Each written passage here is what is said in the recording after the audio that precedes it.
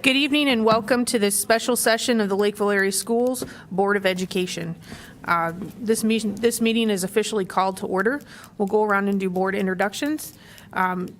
Board members in attendance tonight include Director Kelleher, Director Thompson, Director David Anderson, Chair Baker, Director Lind, Director Carly Anderson, Director Schindley. The board is joined by Assistant Superintendent Dr. Emily McDonald and Dr. Douglas Van Zyl virtually. We're also joined by members of the Executive Cabinet, Bill Holmgren, Brenda Albrecht, and Stephanie Cass. So we'll go ahead and get into why we're meeting tonight. The board is meeting in special session tonight in response to a community request to review intra-district transfer and how it is being implemented.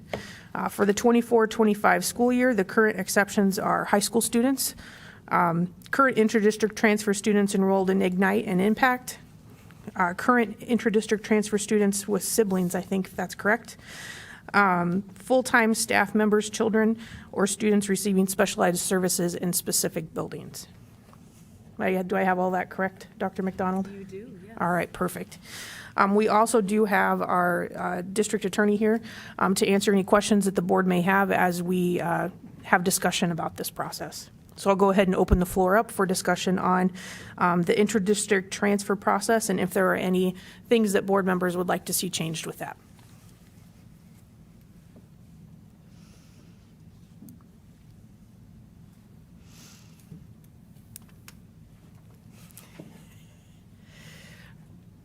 Director Thompson, make sure your mic's on. Yeah, I think I don't think I have any questions, but I think I'm just thinking, and I think I understand both sides. Obviously, with you have if you allow intra-district to occur, and how what that does to the classrooms, and then obviously what it does into other classrooms, because if you move those kids over, you've got a smaller population in one set. I get that, but again, I also feel like, hey, if we have capacity within our buildings and within within the classrooms, how many additional students can we help through this transition? And I get that not everyone will be able to accommodate all of them.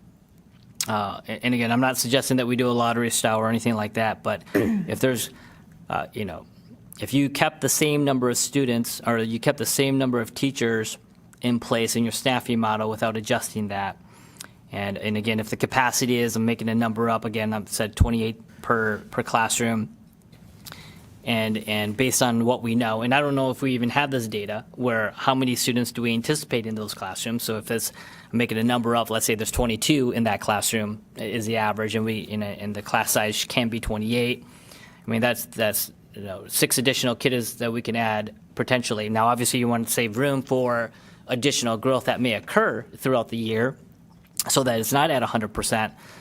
But if you add, let's say, 3 kids, times that by 4 classrooms, that's 12 students that might be able to potentially continue on in that 5th grade class or 8th grade class. Now, again, those 12 additional kids may come from, would be subtracted from another school building. And so there would be 20 kids in those classrooms versus the standard 23 that may be potentially allocated. But I don't think I've seen. I don't know what the data says. I don't know where those kids are going to be coming from, whether it be Cherry View or Eastview or Lakeview.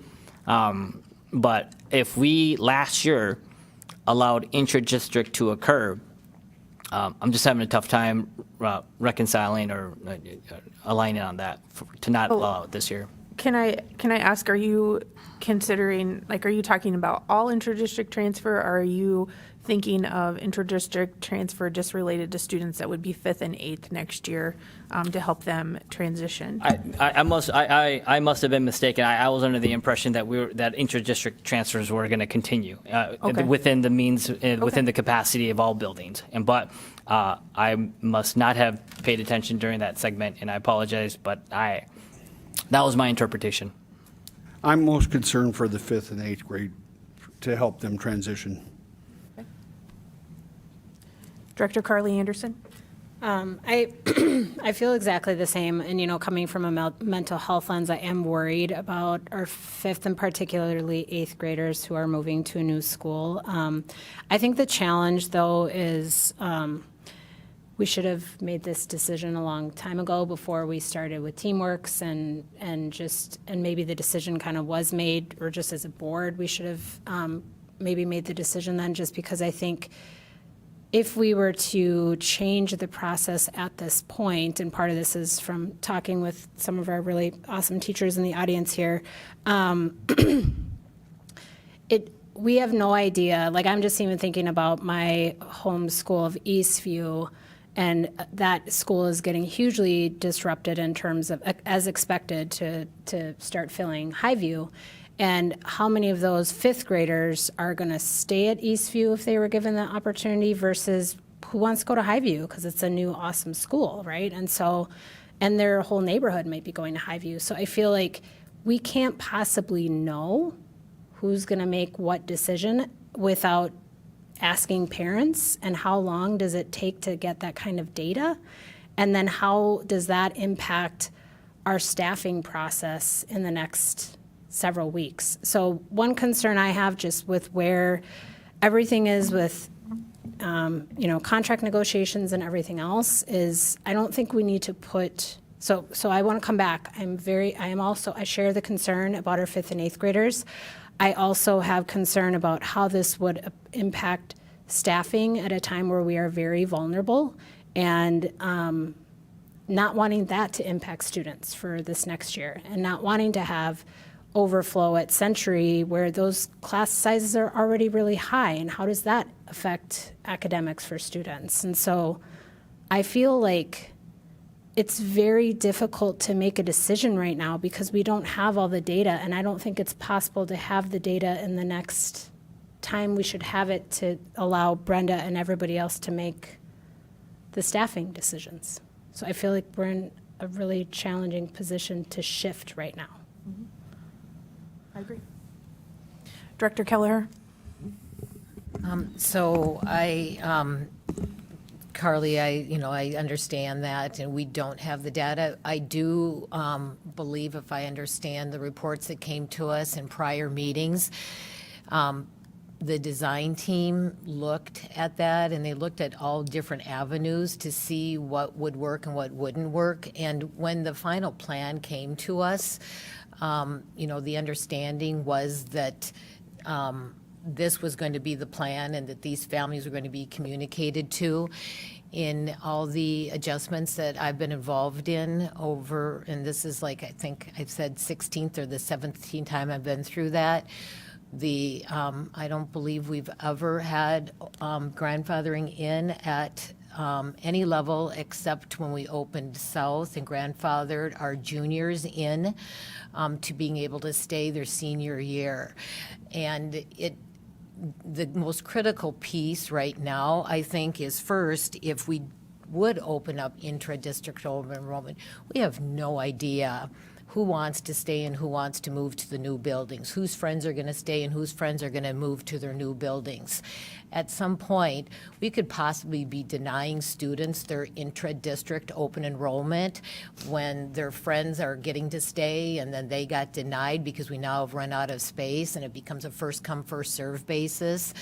But the transitions are eventually going to have to happen with a lot of these families. And, now when we're moving all of these families because of this planned boundary adjustment that we're making as a district as a whole, we can shepherd our families through this as a district and as a system at this time. They'll be very successful. And it's a family transition. Like I said in our work session, it's parents, it's students, it's siblings. Families are all getting transitioned through this.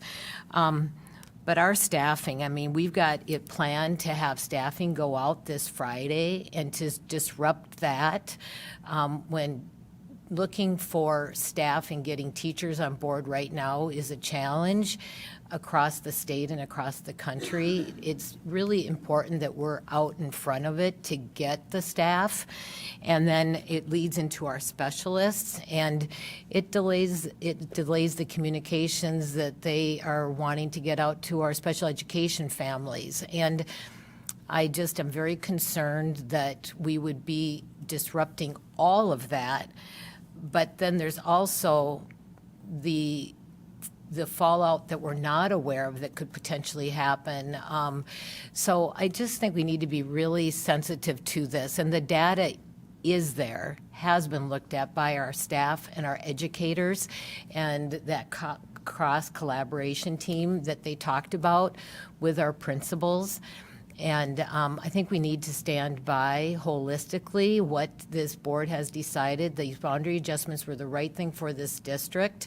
And we need to put the support behind our principals, our administrators, and our teachers and help make this transition the best it can be for our families who are transitioning. And in the end, it's hard to believe now, but I think many will find the transition process very successful as they help. And it's up, and parents, it's really important for parents to know. Sorry, I'm going along longer than I wanted, but I'm very passionate about this because this does impact the education of our children in the end. And parents need to connect with these principals. These principals will be connecting with them and will want to get to know the student and what the student needs are to make sure that every step of the transition it's not just a bunch of kids moving. These principals will look at every individual child and make sure they get what they need during the transition. So we need to give them time to do that, and I think we need to do that as soon as possible. And then once those kids start to transition and those principals get them into classrooms, our teachers will do that same thing. They are so welcoming and will get to know each and every child like they do every single year. And I think we need to give them the time to do that and get our staff on board as soon as possible. Director Lind? I'd just like to add to that a little bit, both Carly and Judy. The using a scenario, all the fifth graders decide to stay in a building, and all of a sudden you have to add a section of fifth grade because they're all staying. Then something has to go. You have so many rooms in the school. So does a special ed program get moved, and does that bump somebody else down the line? My concern is the timing too, because in order to get parent input, you're not going to be doing staffing till the end of April. I mean, logically, and We did I that think last year. It didn't go well. What? We did that last year. It didn't go well. It did not go well, no. But it seems to me that by changing it, although I understand, totally understand fifth and eighth grade, I understand, it's like you, Carly, I understand the issues that could happen, especially with eighth grade. I get that. But I see this becoming something that wouldn't get solved and still be issues happening. I think we need to stay with what we've got right now. It would have been nice if maybe this was looked at during the time we were changing boundaries. You know, that would have been a part of the proposal, but it wasn't. So that's where I'm at. Thank you. Director Shenley? I'll piggyback as well. There's a lot of mixed emotions, obviously, when we're working with kids and where they're going to go to school. And I understand the fifth and eighth. That's a hard transition in itself, having to go from one for just a year, you know, to finish off their elementary or their middle school careers. I agree with Carly. I agree with Brian. I mean, Judy, I agree with you. And Terry, all these different avenues that it could go to. But, you know, for me, not knowing exactly, it would be hard to get the data. It would be really hard to get data, but I just feel kind of kind of lost in a way because it's, we're making this decision. And I agree. I think if we would have talked about this sooner, I think it would have been the transition would have been a lot smoother. I mean, but I agree, staffing, I mean, I don't want to put that behind, it's just between a rock and a hard place. It's really difficult.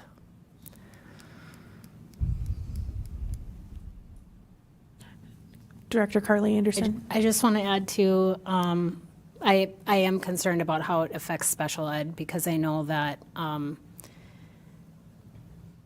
all the special ed decision, and I don't know how, you could maybe speak to this more, Emily, too, but all the special ed programming decisions came behind the boundary adjustments, right? So it was like all those programmatic decisions were made, and then what happens to that? Like it becomes I just see one of the challenges as, we did hire teamworks, and I feel like we have this amazing design and input team put in place, and we were part of that process. And I feel like if I could rewind time, I would have said at the outset, like, let's make a decision about what we're going to do, so that then it could have always been looked at from that lens, and we would have been able to get more information from parents. And yeah, for how you and Dave have kind of talked about your personal experiences when your kids are moved, and it's at a consequence of like how the other decisions are made. And now I feel like there's a plan in place, and I don't know, I just worry about that. And we're not even going to know those things until, yeah. Can I ask a question? So, when we received all of the input from the community over the whole process, there were submissions about inter-district enrollment. So that was addressed and discussed with the input team and with the design team throughout this whole process, correct? Yeah, thanks, Judy. Yes, it came up specifically on one of the, I can't recall exactly, but in one of the feedback forms that we provided to families, and then through the input and design team, that it came up as a theme about grandfathering and whether or not that would be possible. And so, I mean, we did look at that, and I think I mentioned earlier during the work session, I know we're talking a lot about special ed and staffing, and those are certainly core and important pieces, but all of those layers of other decisions around who gets access and who doesn't, and do you do siblings, and then are we undoing all of our boundaries? And, there was so many questions around that what we were trying to do, I think what the teams were trying to do was really stay true to the charge, which was to try to primarily get rid of our patchwork quilt, try to address our capacity concerns across the system, and then try to make sure that we have, dedicated space for programs, et cetera. So those things did come up. I think when the intra and open enrollment team got together, so that you heard Tracy talk a little bit about that was cross-functional team from a wide variety of departments. Their charge was really to look at those things and try to figure out what was going to be best in terms of making the transition, because we're in a place where what we're butting up against is exactly what many of you have talked about, which is we're trying to balance the needs of the organization to move forward in a healthy and balanced way to create systems that are consistent across our district. And we are trying to take care of our students and families alongside of that. And so I think what you have is in some places that is in conflict with one another, or it feels like it's in conflict with one another. And there were just too many questions around where does it stop? How long does it go on? When can we actually fully transition everyone to their new buildings?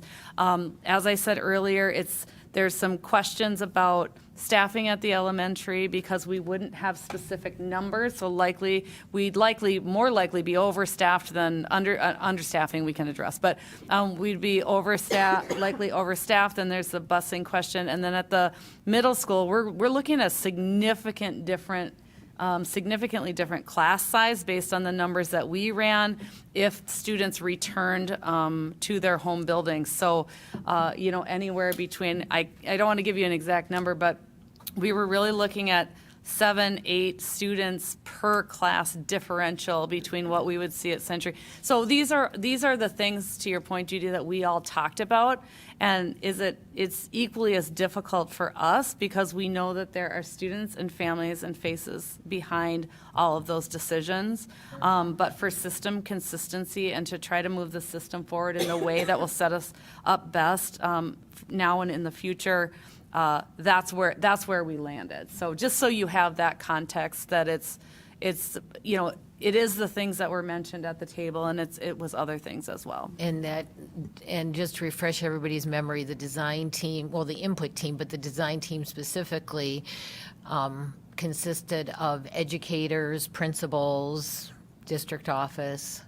So we were getting input from the people at the building level as well. Yeah, the intent of the design team was really to rely on internal expertise, so the people that were actually leading the charge, leaders in the district. And then the purpose of the input team was really to have that external view, the external stakeholders, so parents and families from every building, along with any administrator, principal in particular, who wasn't on the design team. So we had half of our principals on the design and half of them on the input. So the intent was really, how do you have internal expertise that is making recommendations to bring to the input team to get that feedback from the external audience, so that, and then provide opportunities for anyone that wasn't on either of those teams to weigh in, so that we went through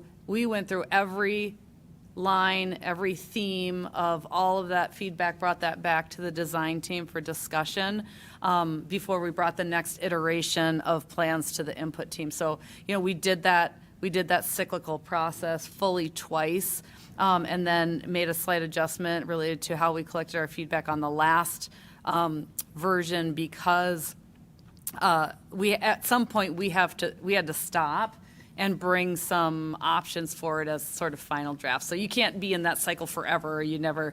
And the reality is that we did, I would say, from my perspective, we did address a significant number of issues that were brought forth through that feedback process, as many as we could. We could not accommodate and address everything that was brought forward to us, just because of the nature of the boundaries. So, and when people are personally affected, they shared that, and so we acknowledge that as well.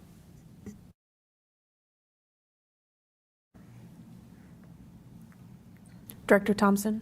Yeah, all right. I'm not aware of all the data that you guys looked at, so I'm assuming that you guys did. And again, obviously, I don't know if we can actually quantify or validate how many students would actually be enrolled in each school, because obviously we still have 6 more months to go, and a lot of folks may be moving in and out of our community and so forth. But if we're currently allowing students, who are already intra-district to stay, and then for teachers who have students in their school and go to a different school, we're allowing those students to have intra-district as well, where they can come in or they can attend. And then we have open enrollment, where students can go to any school that, not any school, but we tell them which one they can attend. I don't know. So with the assumption, if the staffing model does not change, so we're not adding more teachers into classrooms, the model stays the same, so that all HR projections stay as planned. I'd be in favor of if there was capacity in those classrooms to add additional students. I don't know why we wouldn't allow parents to be able to have that choice, and let the parents decide what's best for their students to determine if they want to apply and see if they can get in or not. And so my assumption would be that in 5th grade specifically, and I don't know about 8th grade, but if you create a model where if you've got 15, 20% capacity available and you save a little bit of room for additional growth that may occur throughout that year, but you keep the staffing model as is, why wouldn't we want to help out 100 kids if we can, and give them a chance to have to stay in the same classroom or the school district if they want to? It's not. I mean, while it is the kids, there'll be benefit for the kids, but again, you're letting parents decide what's best for their student. We did it last year for intra-district, and I'm just having a tough time why we wouldn't want to continue that for our children and our parents for this year. So my motion would be to have the district provide 2 to 3 recommendations on how this could work. What would they suggest based on instead of saying no to no intra-district at all across the board? I think that my concern is that I feel like just through this process, you always learn when you do something, and you learn from the things that the mistakes that you make along the way, and then you make the process better each time you do it. And I think that through this process, we've identified at least some areas that are opportunities for growth if we have to go through this process again, or when we go through this process again. And one of those issues, I feel, as pointed out, is special education. If we would have thoughtfully planned for that and put the special ed programs in the buildings instead of making that something that we have to determine after the gen ed population is put into their buildings, and make sure that we are reserving space within our buildings for those special ed programs, that wouldn't be so much of a concern right now, because I share the same concerns as everyone else, that if our buildings are at capacity, or because we're allowing some students to transfer in, then sometimes special education program gets squeezed out. And I don't want that to occur. So I see what you're saying, Director Thompson, and I agree. I'm significantly concerned about 5th and 8th grade, especially knowing the things that students have went through in the past, and adding another transition for students, and knowing how my students were impacted with that transition that happened to move for specialized programming. It's very, very difficult. And even as someone who works in the education system, and I know, I want what's best for my kids, and I know that they needed that level of support.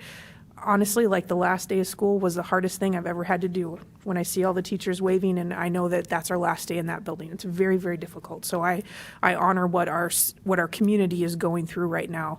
But I think we need to be very thoughtful in how we approach this. If we do open intra-district enrollment, that it's limited to what is available within the building.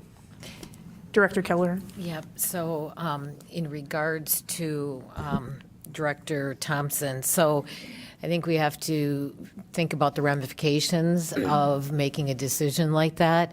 If we're going to allow intra-district open enrollment but not have any impact to staffing, then we probably cannot inform those parents that they've been accepted for intra-district open enrollment until August, September, when school starts, because of all the movement in that we have. So as we move in and we're doing staffing, we won't be able to allow those families to know who has been and who's been accepted, who's been denied, and they then possibly lose the opportunity to transition into their school through the normal transition process. Keys first, then you. Director Thompson. Yeah, so I think 2 questions here. One, do we need to make this decision today? So our district policy states that the board will vote annually on inter-district transfers by March 31st. Great. Then I'd like to make a motion for the district to provide 2 to 3 recommendations on how this could work for the next board meeting. I'll second. So we have a motion and a second on the table, but that still means that the floor is open for a discussion, because there's discussion on that motion. Director Lynn, did you want to say something? Yes, I'd like to clarify that intra-district enrollment last year is totally different than inter-district enrollment this year. the number of people that actually do it is quite small. Now you're going to have all the fifth grade is able, well, it would be able to apply for open enrollment, inter-district enrollment, and all the eighth grade. So you have a huge number of people this year. That's the difference between this year and a normal year. Director David Anderson. I think we would just have to set limits on the numbers and a date. Director Keller. So I'm also going to remind the board, I know I've shared this a few different times, the staffing piece is huge. We went through the budget adjustments last year and didn't get staffing done until April. Even if we make this decision after today, but before the end of March, we're behind. Staffing needs to start. Our team has worked diligently to try to get staffing to go out this Friday. It's absolutely critical, and I know that when Terry and I had the meet and confer a few months back, that was one of the 2 or 3 topics that they brought to the table was make sure you get staffing done on time. It really impacts the teachers in our buildings, and they're part of the transition process, and we really need to get staffing done now and move forward. I do not support the motion. Director Thompson. Yeah, my understanding is that we wouldn't want to adjust the staffing model, so there wouldn't be a change to that. I think the ask is for the district to see, is there capacity? What would that look like? Because based on the D3 model, like all the schools are like roughly 70% of capacity. I don't know what the capacity levels are like in each fifth grade. So, I mean, if the student teacher ratio that we allow is 28 to like 1 or 26 to 1, and you're telling me that that classroom has 20, there's room there. And so, again, I'm not proposing that we add additional staffing. I think my concern would be the capacity of Lakeview, because if I'm remembering correctly, that was the one that was over. Which or makes close. sense, yeah. And so, again, I'm not here to say it's got to be 90% or 85%. What I'm asking for is the district to go back and take a look at it again and see, is there a recommendation on what you would do, on how you could make this work, and how many kids would this impact or could not impact. And so if those recommendations are not viable, if they don't make sense, and we can't do it, then we can decide to continue on the path, which is no inter-district for this next 2 school years. Again, I'm not opposed to that. What I'm saying is that I'd like to see other additional options, and that's just my point of view, and that's why I made the motion. Dr. McDonald. Thank you. Just a couple of things that I want to make sure that people have awareness of. First of all, if we continue with staffing as is and make decisions based on capacity for intra-district enrollment, first of all, the staffing piece is pretty much staying the same at the middle level. And Brenda, please interrupt me or jump in if I'm incorrect. It would be the class sizes in particular where we would see the imbalance. So at the elementary, if we're talking about, number one, if we're talking about opening it up for everyone based on capacity in individual classrooms, we have to be thinking, number one, did we just undo all of our boundary changes? Number two, I think what we'd want to think about is even if we leave space for potential move-ins, we don't have any control. We can do our best to predict, but we don't have any control, so we would not be able to notify families until very, very late, as Judy pointed out, because we'd want to make sure that any move-ins or anything were there and that we weren't overloading the classrooms in one area and not another. So that's a thing to think about.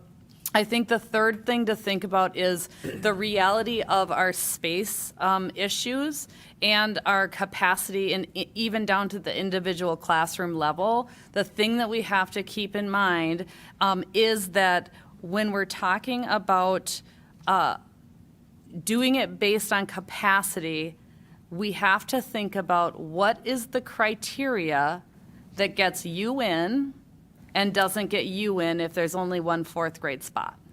And what does that do then to individual families? Because of course, it would be great if I was the one that got in, but for those that don't. And so we currently have intra-district transfer criteria that we use when people are applying, and we put that up against each situation so that we prioritize.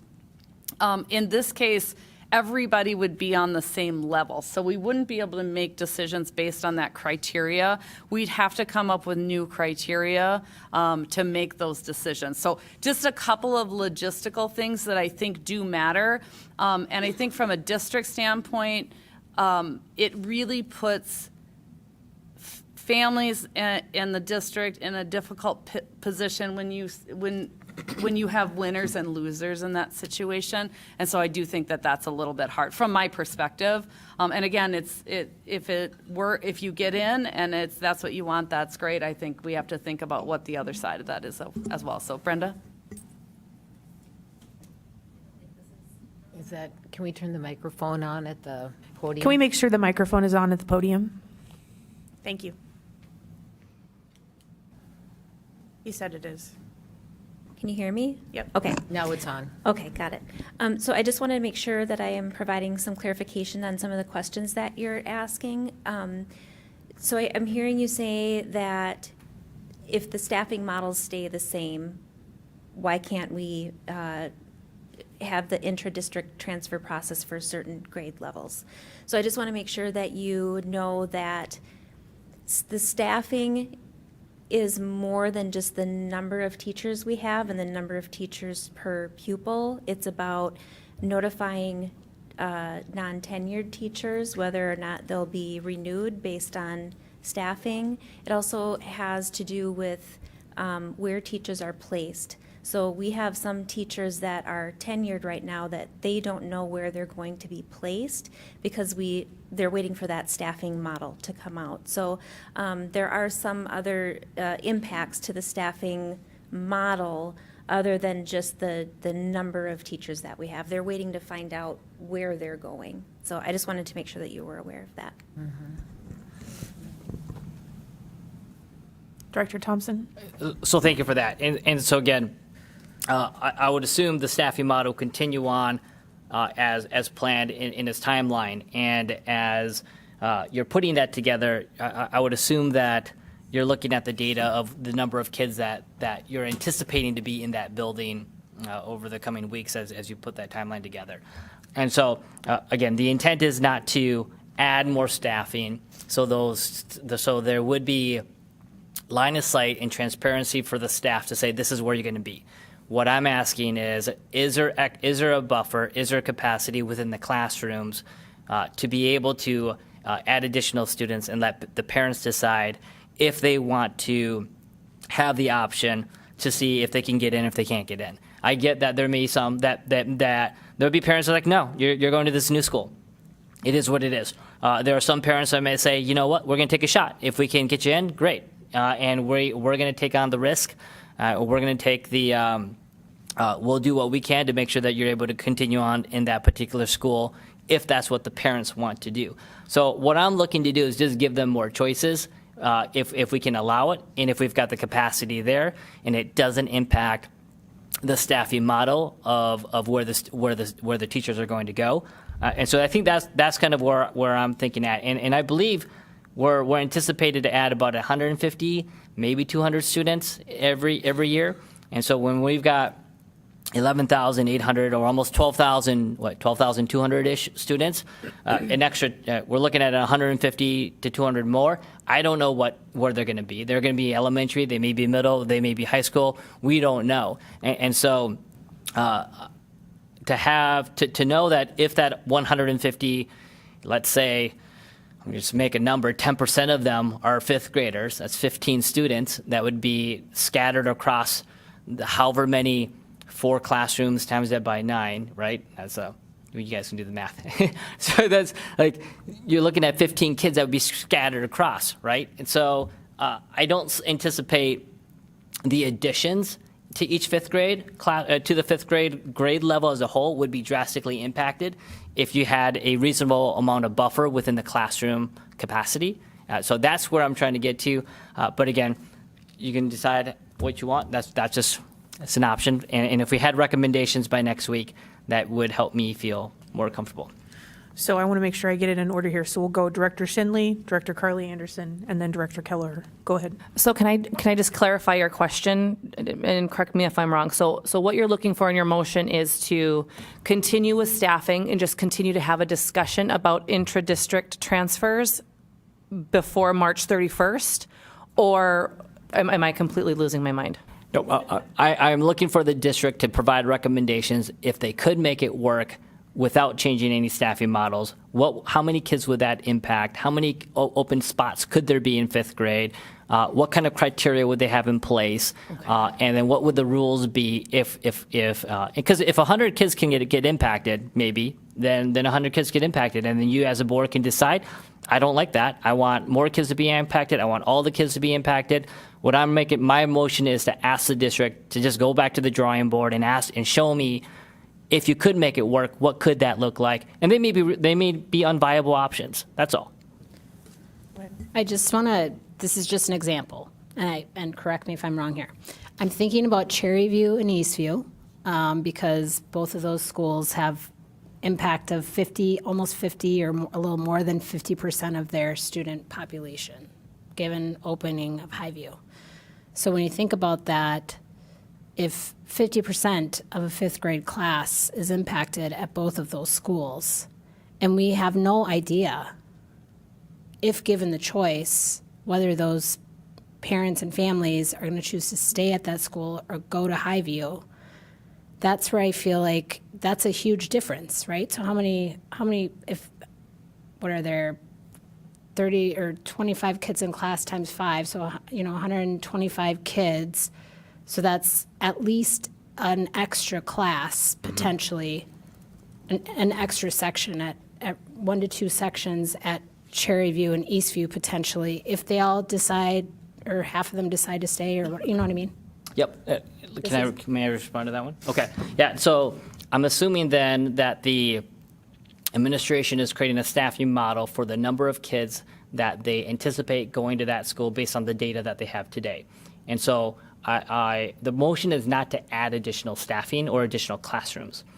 The motion is if there are additional capacity within the classrooms itself, where if they can add an extra, so if the class size is 28 to 1 for every fifth grade class, and we know that based on, I don't know what it is, it might be like 30 or maybe 32.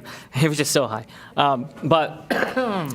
If what I'm asking is that based on the data of based on who's in the boundaries, they anticipate I'm making a number up, 200 kids in fifth grade, and they're going to have 5 classrooms. That's what they're going to. So my ask is, they wouldn't add a 6th classroom.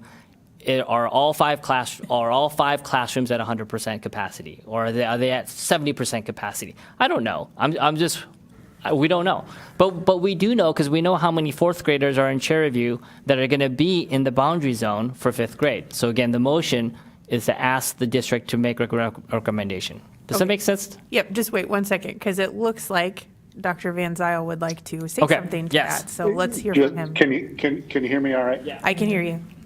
Okay. So kind of back to Dr. McDonald's point, I understand what Director Thompson is saying, but you're basically putting in place a lottery. Yes. Because let's say there's only 5 positions in that 5th grade school, in that 5th grade classroom, and 25 kids apply to come back to that school. The criteria that you're going to have to select, that we would have to select, is not going to be an easy criteria. Because as Dr. McDonald said, basically all of them are going to be able to qualify. So now you've put into place a lottery system, which I think is an inequitable process to say all 25 names go in a hat and you're going to pull out 5 to fill that. And I think that's going to create more angst and trepidation. And plus the time that's going to happen is going to have to be much later in the summer to allow people to be able to move in, which I think continues the mental health stress on families and kids throughout that process the longer that we wait. So That's my component of it. I understand what you're asking, but I think it would have to be pushed out very late into the summer. And I think the number of positions that would be open in many of our classrooms is going to be very minimal. And you're going to be creating some greater stress because somebody's going to say, well, how come you picked Emily instead of Doug? And that's going to create some issues. And I hope you understand how our team has had to stress over this. They work very hard to try to make these decisions. And that's why they feel like what they put together was one of the more equitable ways to do it. Director Kelleher? So, thank you, Superintendent Van Zyl. So, this motion is asking the committee to redo what they've already done. They've done this, and this is why they came forth with the recommendation the way they have been working it. So it isn't that this hasn't been done. It's been done, and you are now asking them to redo it at the risk of delaying our staffing. And again, I would find it very challenging to be accepting of this motion, knowing that parents would not be notified until the end of summer or right when school starts, that they have won the lottery and been able to move. And I think we also need, I mean, there's so much more to this. It's just not a parental decision that is being made here. From a district, there's lots of decisions and parts that are being put together to make sure that things go well for the next school year. And opening up that school, and what we talked about earlier in our work session with the teachers that are going to be going to Highview, and just what Brenda said today, the staffing is not just about do we need more teachers, it's where are the teachers going to be going because of the opening of the schools. And so we also have a lot of parents that like to make decisions around staying in buildings because they love the building so much because of the teachers, and we all know that that's what it is. But we also know that teachers are going to be moving throughout this process, and so that building may not be the building that they thought it would be. So I think we can't. I think the parents have to be have eyes wide open if they're even given the option to make this choice, because things will change in their buildings. Families will be moving out. New families will be moving in. Teachers will be moving around the district into the new building and other buildings. So things are going to change. And again, I think that this is a process that what this ask is to have these different scenarios has been done, and we're now asking our group to go back to the table and redo something because you haven't seen it, you want it redone. And I think we need to value their time of the design team, of the administration, and start moving forward with this process so that it can be a positive process for our families. Director Thompson? Yeah, from what I see, that I don't think options have been done because we probably would be reviewing them now. So the only option that I have in front of me is no intra-district for 2 years. That's the only option that's presented to me. And so while the recommendation may be a lottery that the district may end up at, I'm not saying that is the best path. But if board members here find that a lottery is unfavorable, that's your job to decide. And so right now, the only option that you're presented is a 2-year intra-district not viable, or not intra-district option. I'm sorry, not 2 years of intra-district not being available. That's the only thing, that's the only option available to us right now. And so, Christian, did you again, want to add something? my motion again, so I'll call the question. I think it would, before voting, I think it would be worthwhile to. Can you come to the You'd have to podium? come up to the- Sorry. I was supposed to push the button.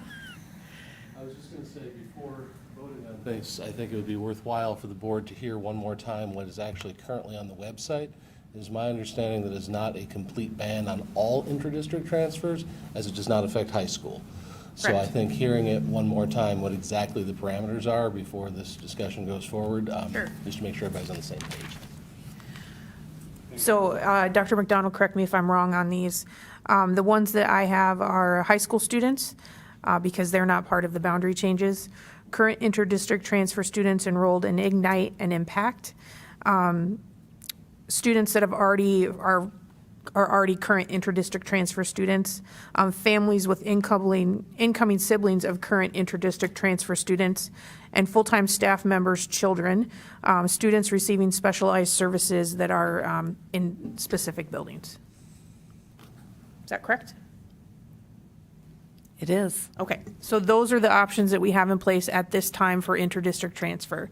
So there's been a lot of discussion, which I think is great, but I've kind of lost, we have a motion and a second on the table. So Director Thompson, can you restate your motion one more time, just so we're clear on that before we vote on your motion?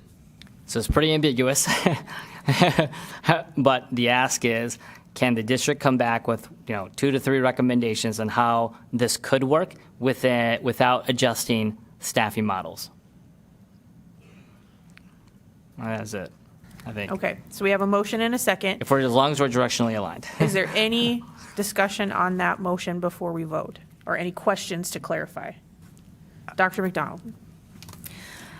The only way that we can really address that and not impact the staffing is if we did a lottery. That's really the only way that we can do it. And it would be a late notification because we'd have to wait for any incoming students that move into the district. Director Thompson? Do you have an idea of how many students that might be that could be? I mean, how many students could potentially get in? Do we know that capacity in the classrooms? We don't know. We haven't finished we're just finishing up our current staffing. So that would need to be completed first Yep. Before we know what capacity is there. Okay. Director Carly Anderson? Yeah, this whole process is very difficult. I feel like I'm with you that we can live and learn in terms of how to maybe approach this. Where I think one of the challenges is probably not having been. Not that I'm saying I should have been part of the design team, because that's not what I'm saying, but more that we just didn't get the communication along the way in terms of these kinds of considerations, and so I think it is hard to make a decision right now. But I will say that I don't like the option of a lottery. I think that's just going to prolong, people have talked about a lot of stress with this. There's already a lot of stress that I think at this point it will be most helpful to make decisions and be able to move forward. And I come back to, I think my role as a board member is really to obviously hear from various stakeholders. We certainly have parents who are upset about and students who are upset about having to make these moves. I do come back to, I am concerned about the majority of 5th and 8th graders having to make a move, but I also do believe in the resilience of kids to make their way through these transitions. And ultimately, I think after hearing, one, I do care from an equity lens that we don't make this a situation of kids who can and can't provide transportation, and knowing how much it would cost our district to bus everybody is not something we can manage right now. And hearing staff saying this would be a nightmare. So getting that feedback in terms of they want to be able to make their decisions and move on. So if the decision is we go forth with open or intra-district enrollment, but it's a lottery system, I just think that's going to be very, very challenging for our community. Okay. Director Kelleher? So I would like to say that we have lived and learned. This district has done boundary adjustments many, many, many times and have successfully done it. And I think we can learn from their past that this has never been allowed. And so we've had successful school openings and boundary adjustments time and time and time and time again without allowing for intra-district open enrollment. So I don't think we need to be reinventing the wheel here. And if you want to say we need to live and learn, look to the past and see what past board decisions have been, which is not to do the intra-district open enrollment. Can I just say one thing? I'm not trying to say we make a different decision. I'm just saying perhaps No, communication around this thing No, I can be totally improved. understand. I totally understand, but it's been said a couple of times that we can live and learn, and I think we have lived and we have learned, and I'm just asking for the board to look to the past decisions, and this intra-district open enrollment has not been done in the past, and we've had very successful boundary adjustment transitions for families. Okay, I think we've had a lot of discussion around this one particular motion, so since we have a motion and a second, I'd like to vote on the motion that's on the table right now, which was Director Thompson's. Director Thompson, can you restate it one more time? We are to ask the district to provide 2 to 3 recommendations of how it could work, how many students it would impact, and without changing any of your existing staffing plans and targets. So essentially in developing a lottery system for the, If that's the recommendation that comes out of it, let me rephrase that. Not a recommendation, but if that's one of the options, and then the board can decide. And if the ask is, can we have that by next week? okay. If that's reasonable. So we'll go ahead and put this motion to a vote. We've had discussion. We have a first and a second. So all in favor of this motion, say aye. Aye. All opposed? No. No. 1, 2, 3, 4. So I think it was 5 noes and 2 yeses. So we still need to have something that we vote on tonight for interdistrict transfer. So is there a different motion that we can have on the interdistrict transfer? Director Kelleher? I would make a motion to accept the intra-district transfer process per policy with the exceptions as previously stated by Chair Baker. Okay, so that's a first. Do we have a second on that motion? Second. We have a second by Director Lind. Any discussion around this motion? Director Thompson? Is 2 years standard? I'm just wondering if it's why 2 years versus 1? It's a good question. Yep, so I think what the 2 years allows us is, Sorry. thank you so much. What the 2 years is that allows us to essentially get through this first part of the boundary process. And we don't want to go out too far because what we want to do is we want to look at the implications moving forward. So right now we're saying 2 years because we believe we need 2 years to really make this make the full transition, make sure everybody gets where they need to go, and then look at our capacities. We also know that based on our projections related to the middle school, that's another conversation. We don't know where we're going to be specifically in 2 years. So it's definitely something that we can revisit on an annual basis, but we wanted to give ourselves enough time to be able to navigate and get people comfortable and get people where they needed to be before we started opening things up again, because we'll have growth. We'll have new families in the district, and so we want to monitor those capacities. So that was our recommendation, was 2 years. And I don't know, Steph, if you have anything to add to that? Director Thompson? I'd like to give our parents more choices and not having them restricted to 2 years. And maybe with the elementary years, there's probably more value there versus middle school potentially. Before I even make a proposed amendment or propose an amendment to the So- motion. There's a motion on the table. There's already a motion on the table. Okay, make a motion to amend the motion. We have a second on that motion. You could amend the motion, like what would your proposal for that be? Yeah, I think before I make that motion, I just want to get some thoughts out there. Like, would it be valuable to have 1 year for kindergarten, 1 year for elementary, and then maybe 2 years for middle school to allow parents who have younger kids to, if they want to send their kid to a different school after a year for whatever reason, that bring back intra-district sooner for the elementary years? I don't know. I don't have an answer. I'm just asking. I just want to clarify. Oh, we need the, okay. I think. Can we turn the mic on at the podium, please? He said it's on. I just want to clarify that the 2 years is this current school year, 23-24. The boundaries would be and done. then 24-25. So through next school year, the first year that kids are truly transitioning. Yep. So how I'm interpreting that is that this coming school year, for those who are in fourth grade, they'll be going to their new boundary school in 5th grade. And then the following year, they're going to 6th grade. And so ideally, can we make the assumption that there should be less intra-district requests that might come in year 2 because they've already moved on?